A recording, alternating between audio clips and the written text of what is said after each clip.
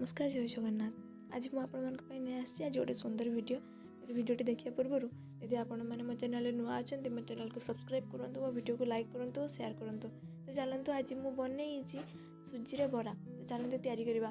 प्रथम कढ़ई को गरम करदे, तेल देदेवे।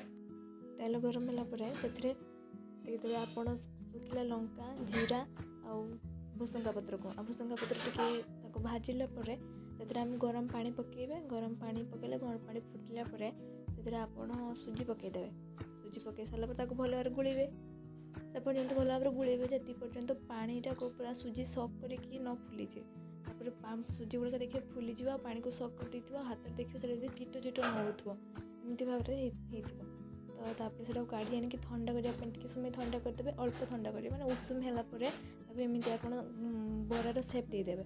बरार सेप देला भर सेपटे कढ़ई बस कढ़ई को गरम कर देथिबे। से तेल ढालिदेवे। तो तेल गरम है गोटे गोटे बरा को लेकिन सब छाणी आनिबे। तो प्रस्तुत हो आपणकर गरमा गरम बरा। यदि मो वीडियो गुड़िक भल लगुच आपने मो चैनल को सब्सक्राइब करेंगे। बरा कहार फेवरेट कमेंट्रे कहे। हाँ ये रेसिपी को घर तैयारी करने जमार भी भूलबानी। Like share subscribe. Thank you for watching.